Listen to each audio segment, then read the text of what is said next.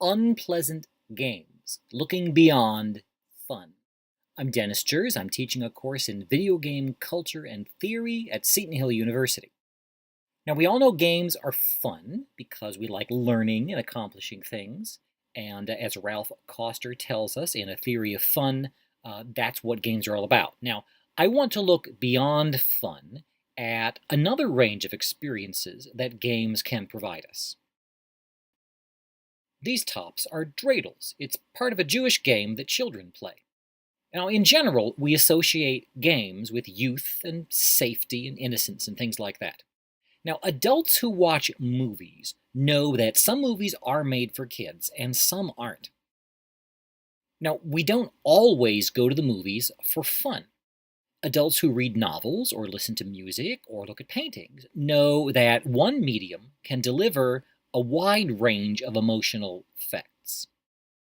Adults who don't play video games tend to be shocked when they encounter video games with controversial content, the kind of stuff that you would expect to find in adult media. This is a game called Juden Raus. It was sold in Germany in the 1930s. It was not made by the Nazi Party, but rather by an entrepreneur who saw an opportunity to make money selling a game in which you played one of these little smiling wooden figures and you rolled dice and you moved around the city, landing on Jewish establishments and picking up these little cones on your head that represent Jews, very offensive caricatures of Jews.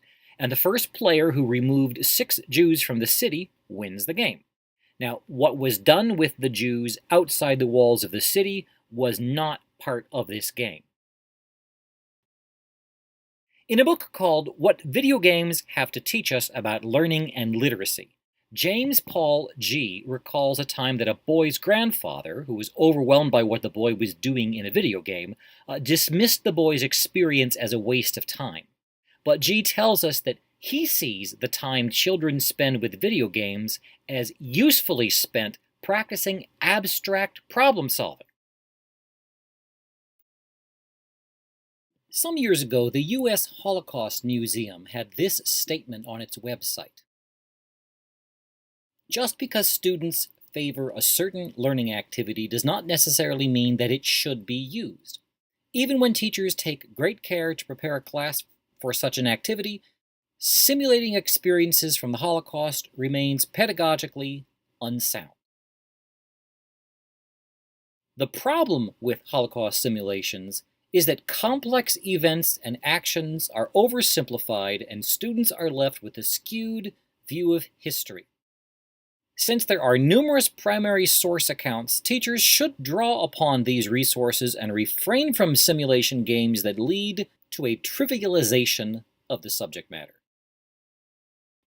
I asked Dan Napolitano, Director of Education at the United States Holocaust Memorial Museum, to comment on these guidelines. He said they'd been drafted about 10 years earlier, and they should properly be understood to apply specifically to in-person role-playing games in which students are put in charge of each other, or activities such as Nazi ideology crossword puzzles or things like that. Now, he assured me that the Holocaust Memorial Museum staff does include gamers. And in fact, shortly afterward, the museum did publish a simulation of Kristallnacht in the virtual reality site Second Life. So we see some measured acceptance of the use of simulation. But I do want to keep talking about video games. Now, before we can play any game, we have to learn the rules. And we really learn these rules from trial and error most of the time. But those rules take on meaning because we agree to play by the rules. We learn rules from each other, and we negotiate and we enforce these rules in groups. As such, games are social. Even the rules of a one-player game like Solitaire are rules that we've learned from someone else. Some games use balls and sticks, and a ball is an abstracted missile, and a bat is an abstracted club. The goal that we're defending is an abstracted home base in baseball, of course. A primitive society that is no good at working together against predators or invaders has a disadvantage against societies that practice teamwork and tactics. The most popular games in any society are typically an abstraction of the survival skills that you need to survive in that society. Some games, like tag or hide and seek, require no equipment, just our bodies. Our brains are hardwired to enjoy the feeling of accomplishment that we get from interacting with each other as we learn fundamental skills, primal skills. Now, I don't mean, primal like violent. I mean primal skills like evading predators, gathering food, choosing leaders, making alliances, following rules and negotiating boundaries, mediating disputes. Those are social skills, and they're involved in games. Games are natural to us. Some games do require specialized equipment, and video games are games that just happen to require special equipment. Now, for most of today's gamers, a facility with computers is of more practical benefit than the ability to evade predators. Beyond hand-eye coordination and the basic skills of installing software and tweaking its settings, those who play computer games are doing much more to make themselves comfortable with the technology that defines our society. To play a game with someone is to enter into a social contract that limits the methods that can be used in order to achieve a goal. So let's consider a simple goal. Put an object on a target, and the rules make all the difference. The rules of an archery contest are completely different from the rules of pin the tail on the donkey. Learning and negotiating and enforcing these rules is a social process. I consider myself a digital humanist. My education was emphasizing the humanities.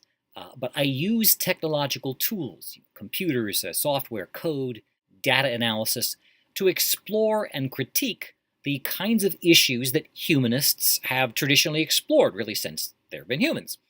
And I also use humanist tools, introspection and observation of historical and cultural context, the literary essay. Those are humanist tools that I use to explore and critique the technological tools of the present and also of the past. Now, when my kids are in bed and my wife is happily watching TV, if I don't have a stack of papers to mark or a conference paper to write or something like that, I will slip down to my study and I'll watch YouTube videos and I will teach myself how to make video games. And here is a video game that I made using a tool called Blender 3D. And it's a game that depicts simulates a visit to the celebration of writing at Seton University. There's no goal. It's not a finished game. There's no score. There's kind of really no point to this game traditionally. It took me years of spare evenings worth of time to develop the skills that allowed me to create this game. Now, I'll be honest, once I had those skills, it was relatively easy to slap this game together. During the time that I was building this game, millions of people watched, attractive people go home with roses or go home without roses, or they watched people vote each other off the islands, or they watched people wearing numbered jerseys move a ball around on the field. They're the people who found value in spending their spare time on television. I didn't do that. Instead, I just happened to enjoy using my spare time to learn a skill like making video games. The celebration of writing is kind of like a science fair for freshmen writing papers at the university, at Seton Hill University. And if you're a Seton Hill student, then you probably have your own memories of being at this celebration of writing or being in here in Sicilian Hall. If you had access to the controls in my game, then you'd be the one making something happen in this virtual representation of an event in a setting that you might recognize. But this game is imperfect. There are no walls. The proportions of the pillars that you saw are kind of off. The stage isn't the right height. I just eyeballed those proportions and just kind of guessed. I took pictures of the chandeliers that are hanging in this room, but they're really too hard to put together, so I haven't bothered making the chandeliers. In this space, though, I can, create an infinite number of iPads, and I can shoot iPads at events at objects in this room. Uh, Perhaps this game has a message. As much as I love technology and I recognize that Seton Hill is an innovator in mobile technology, I don't know. Maybe I'm trying to say something about how Seton Hill has adopted technology. Maybe I'm saying Seton Hill's a little bit. I don't know. Are we smug? Are we cavalier? Are we wasteful with our technology? Um, Seton Hill is lavishing resources on an endless stream of gadgets, and does this kind of start to look ridiculous? Or perhaps maybe this game has a different message. Just as my in-game representation of Sicilian Hall is fragmentary and flawed, there are flaws in the argument that I'm about to suggest. But here it is. Okay, maybe the point I'm trying to get across in this game is to ask us to consider what might happen when the technology is so ubiquitous, when we can create technology endlessly, with no real cost, or we're lowering the barriers of creating this technology so that it's almost throwaway technology. What will happen when more and more and more people have access to technology, when it's not rare, when tablets are things that we can just throw around and use to solve problems in untraditional ways? You can throw donuts too in this game, but anyway. So, it would be nice to assume that technology is ubiquitous absolutely everywhere, but there's a digital divide. A few years ago, as a culture, we thought that access to 100 cable TV channels was a lot. And now we can choose to watch, 1 billion YouTube videos. But the choice of which of those billion YouTube videos to watch, or the choice of which of the 100 TV channels to watch, those are very limited choices, because all we're doing is accepting or rejecting somebody else's choices of content. Having more videos that other people have created that you can choose to watch or ignore is not the kind of progress that I'm really interested in. It's not really what I want to celebrate. I want to celebrate that it's ordinary people who are making so many of those YouTube videos, so many videos that many of them are really hardly ever going to be watched, or maybe never going to be watched. 2 full generations have grown up watching television, and 1 generation has grown up with cinema studies as a kind of a serious intellectual pastime, even a college subject. YouTube and cheap digital video cameras are big steps in the democratization of the video medium. And the next step really is more and more people creating games. Creating games to do something as silly as poke fun at your own university for throwing iPads around. Now, you probably know somebody who's designed a new level for an existing game, or customized an outfit, or forged a weapon or brewed a potion in a game world in order to trade it somehow. Hackers have been doing this kind of thing for decades, but professional games now often come with a whole suite of tools that are designed to encourage people to hack their environment, the in-game environment, and these are free tools. And this Blender 3D is the tool that I use to create this fragmentary simulation to commemorate a real event that took place in a real space. Now, let's recall the U.S. Holocaust Museum's objection to using games to teach about the Holocaust. The problem with trying to simulate situations from the Holocaust is that complex events and actions are oversimplified. And students are left with a skewed view of history. So that's the complaint that was on the U.S. Holocaust Memorial Museum website. Every medium, though, has its constraints, and every medium requires you to use those constraints and embrace those constraints and understand those constraints in order to work effectively within that medium. So the constraints of any medium, let's pick poetry, affect what you can do with a poem. And those constraints are the rules by which the artist does the artistry. Within the genre of poetry, a limerick is a great tool for making crude jokes and silly statements. A limerick is not really a very good tool for capturing the complex emotional state of the poet and generating a similarly complex emotional state in the mind of an attentive, trained reader. A poet would choose to use a sonnet for that sort of thing. Now, a limerick is pretty easy to produce, at least compared to a sonnet. And really, in a similar way, a cartoon is easy to produce compared to an oil painting. Comic books, many of them are, inane and vapid and perhaps violent, but we think of them as juvenile. Not everybody does, but general cultural thinks of comics as something that are, throwaway and cobbled together quickly. The limerick and the cartoon are easier to produce, and it's in part their simplicity that helps them to serve their special purpose.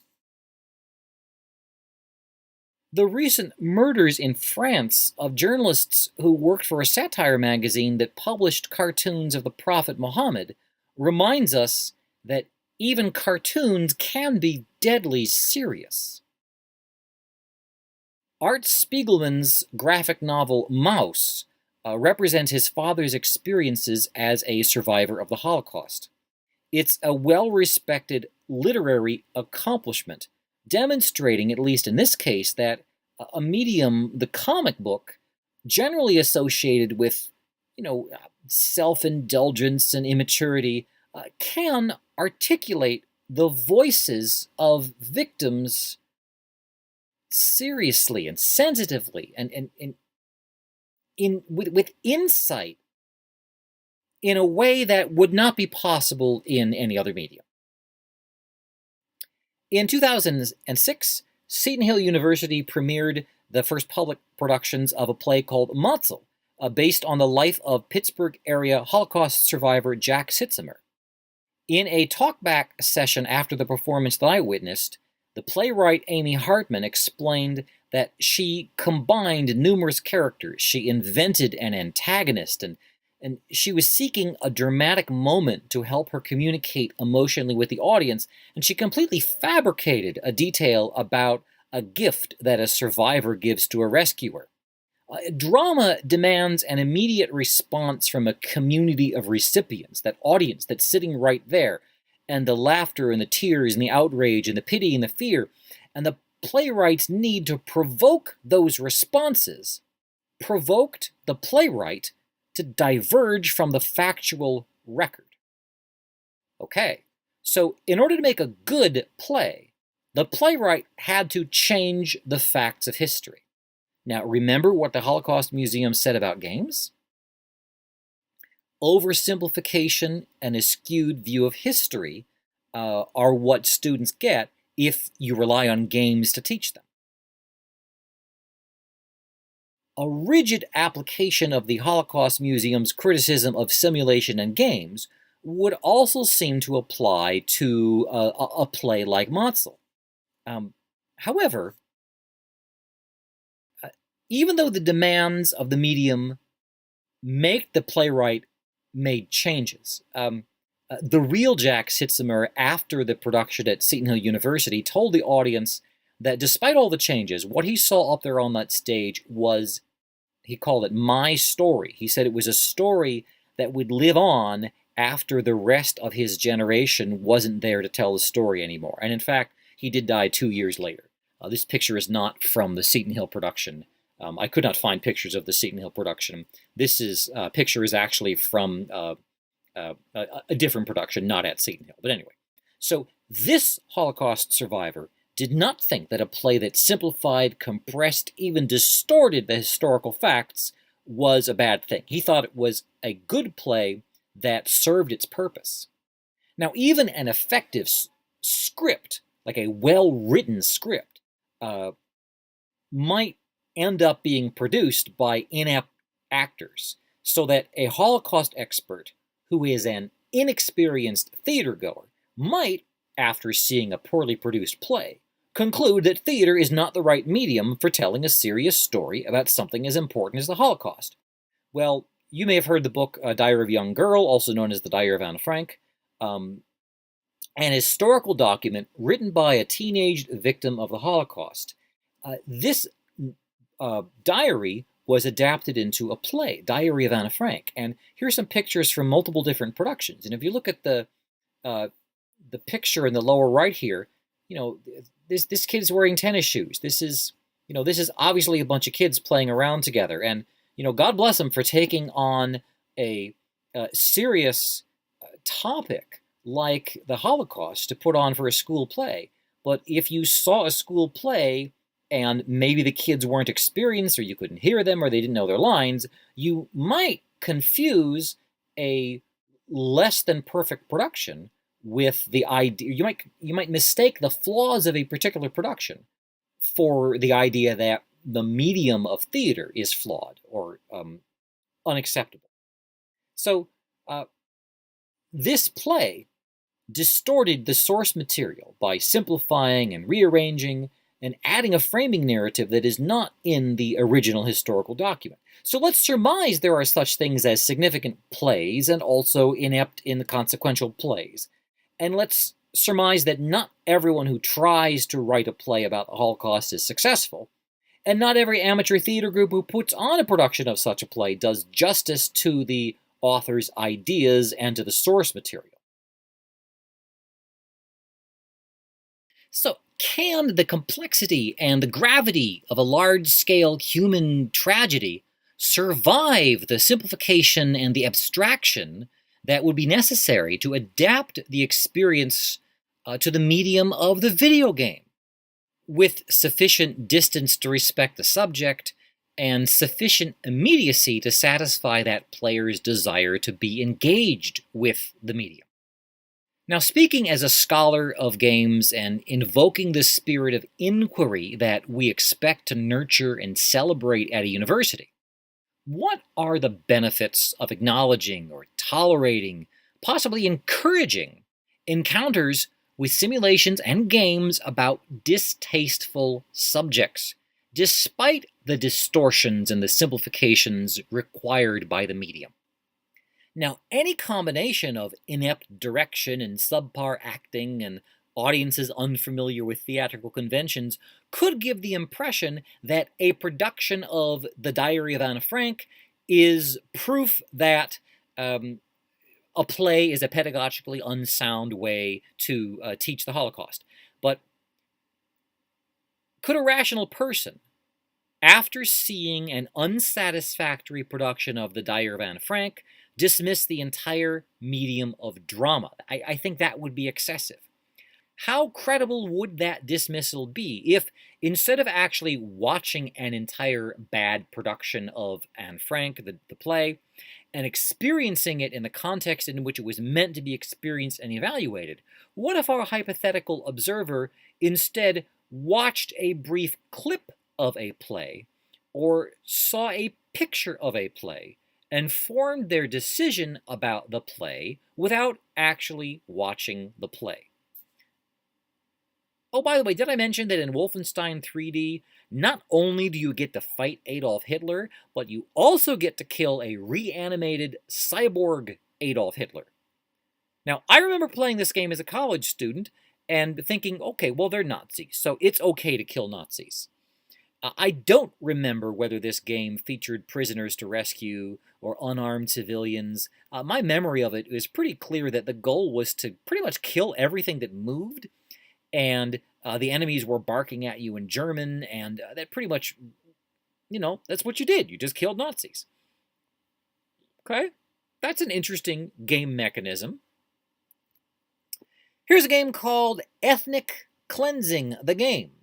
You get to play a white supremacist who shoots at caricatures of black people who make monkey sounds when they die. Okay, I have not actually played this game. In 2009, Savannah College art professor Brenda Braithwaite created a game called Train. Players compete to load little yellow pawns onto boxcars. No motive for loading the cars is provided. Your goal is simply to compete, and the winner is the most efficient. When a train car is filled, the player draws a card that provides a destination. And sometimes players have to fill several boxcars and draw several cards before they get a card with the name of a concentration camp that they recognize. In the installations where the game was played publicly, players always stopped playing as soon as they realized their complicity, and they started asking questions about the purpose of the game. Well, these are two different games about murder. You may have strong opinions about these games. I haven't played either of them. I've just read about them. I can't comment any further. Here's another game that I haven't played. It's just like Wolfenstein 3D, but it's a revenge fantasy. Here you are, in the bottom, you're wearing the blue and white uniform of a concentration camp prisoner. And this screenshot shows Nazis attacking other prisoners, and you have a knife. Does this game teach us anything about World War II or about the human capacity to survive? I haven't played it. Perhaps the game is structured as a pure revenge fantasy. Perhaps the game is structured so that if you don't act, the prisoners that you see in front of you will be executed, so that your in-game violence is framed as a morally justified defense of the weak. I haven't played the game, so I'm not qualified to do anything more than ask you these questions. I would like to introduce a game that I did play all the way through. Super Columbine Massacre RPG. This game made me sick to my stomach. But so did reading the graphic novel Mouse. The artwork, as you can see, is cartoonish. It emulates the kind of games that the Columbine kids themselves played when they were younger. This simple artwork also had a practical result. It made it much easier for an amateur to make this game. The first level is set in the bedroom of Eric Harris, one of the Columbine killers. Items in the room include a copy of the 1993 computer game Doom, in which the protagonist shoots down armies of demons. These items give us glimpses into the motives of the killers, or at least as Danny Lee Dunn, the designer of the Columbine game, sees them. Dylan Klebold joins Eric in his basement, or rather joins us in our basement, since we're playing Eric at this point in the game. That section of the game is heavy with dialogue as the boys gear up and discuss their plans. We don't have the option of not gearing up. I mean, we have the option of not playing the game, but if we want the game to go forward, we have to do what Eric Harris and Dylan Klebold did.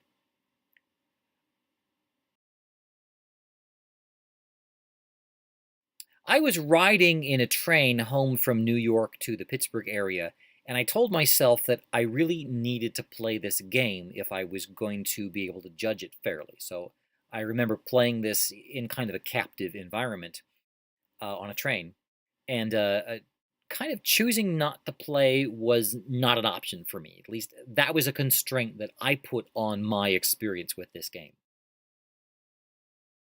A little later in the game, you find yourself in the school parking lot, and your mission is to plant bombs in the cafeteria. You can't exit the parking lot in a different direction. You can't drive home. You can't call the police, or you can't, do something to try to get the boys to reconsider their actions. To get into the cafeteria to plant the bomb, you have to evade hall monitors. And each time a hall monitor catches you, you get sent back to the parking lot. Numerous times I made it all the way through the halls into the cafeteria, and then I didn't know where I was supposed to plant the bomb. And if I put it in the wrong place, the game sends me back out to the frickin' parking lot. and I had to evade the hall monitors again. Those stupid hall monitors. Each time I bumped into one, I lost all my progress and had to start over again. Now, during those tedious returns to high school halls, I couldn't help but remember my own high school days.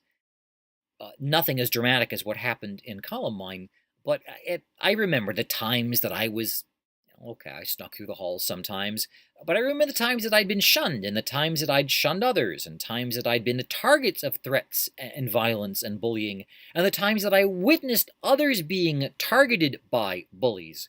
And I remember the times that I helped and the times that I didn't help, or the times that I whispered under my breath, better him than me, and walked on by. Those stupid hall monitors made me think of all those things.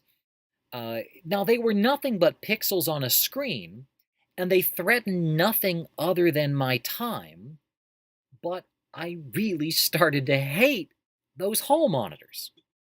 Or rather, I hated their presence in the game. Now, even as I realized that this was all just really a very well-designed gaming technique. Daniel Lee Dunn had put them there on purpose in a difficult, kind of a sudden death series of activities, and he wanted me to feel, on some faint echoing level, he wanted me to feel a tiny bit of the hate that the Columbine killers felt.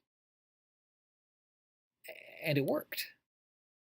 I'm sure it was also, on the designer's part, a deliberate attempt to sort of let those reporters and concerned parents and horrified school board executives, the ones who might casually fire up the game and play it for a couple minutes, those people didn't get past the hall monitors. Once you got past the hall monitors, the game was for gamers. The message was for the people who got past it. Yes, you can watch the gameplay on YouTube, but it's not the same thing. The ones who know how to master a difficult game level felt a tiny bit of the frustration that the killers felt in the real situation.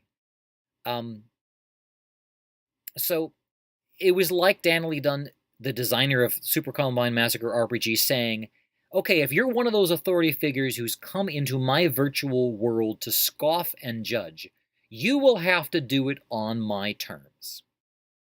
Okay, once I finally placed that bomb, my reward was to be sent back to the fricking parking lot to go out and place another bomb. Okay, I really, really hated those hall monitors now. Now, every so often, particularly in the early parts of the game, clicking on something would trigger something a little bit unexpected, a little bit of detail, a little cutscene, a little kind of a flashback, a bit of dialogue. And in most games, if you can't make progress, it's often because you haven't triggered one of these cutscenes or narrative bits. The game started out with a lot of those narrative bits, but in this evading the hall monitor sequence, there was none of that. It was pretty easy for me to hate the creator of a world that forced me to go through endless crap without telling me why. I started hating Daniel Lee Dunn, in that way that you respect somebody who created a really difficult game, but I also was really ticked off by the game. Once I finally learned the patterns that let me finish this level, I felt that familiar elation that you feel whenever you solve a problem. And I anticipated the new challenge. And of course, the new challenge was to load up my weapons and actually start shooting children. I didn't want to move on to the next level.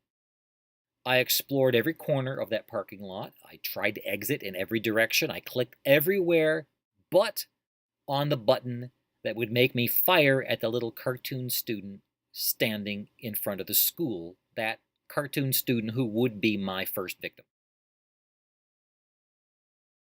I reminded myself, it's just a game. I took a deep breath, and I clicked on that little cartoon victim. And instead of scoring my first skill, Super Columbine Massacre RPG flashed a dialogue box in which the Columbine killers tell this kid, go away. Apparently, he's a friend of one of the boys, somebody who treated them decently. And this game depicts the Columbine killers showing mercy, knowing what's about to happen. It's difficult to wrap my brain around that concept. The game waited until I had put aside my moral scruples and decided, okay, I'm going to go ahead, I'm going to play by your rules, I'm going to start killing. At that moment that I chose to act like a monster, a dialogue box pops up that insisted that I imagine that even these enraged and vengeful and hateful boys who were about to go start killing children, even they could recognize and respond to and return decency. For that moment that I'd clicked on that cartoon student who would be my first victim, or who I intended to be my first victim, at that moment, I was more of a monster than Klebold and Harris was. I finished the game. I went room to room, turning little cartoon children into little cartoon blood spatters. I sat through a narrative cutscene where I asked the victim, do you believe in God? And as is customary with this genre of game, I got stronger with each kill. And after the massacre was over, I went to hell, where I fought demons, represented by artwork lifted from the game Doom. I visited the Island of Lost Souls for brief interactions with the souls of John Lennon and Malcolm X and Bart Simpson and the murdered little beauty queen JonBenet Ramsey. I ran an errand for Friedrich Nietzsche, and then, in the final boss battle, confronted Seton himself, defeating him and having killed everything on the level. There I was in hell, with nothing left to fight, and no minions to rule over, and nothing to do. The game features a closing montage of childhood pictures of Harris and Klebold, and a memorial service with quotes taken from people who spoke at the historic event, or people who were featured in news coverage reacting to that memorial event. What did I think of the game?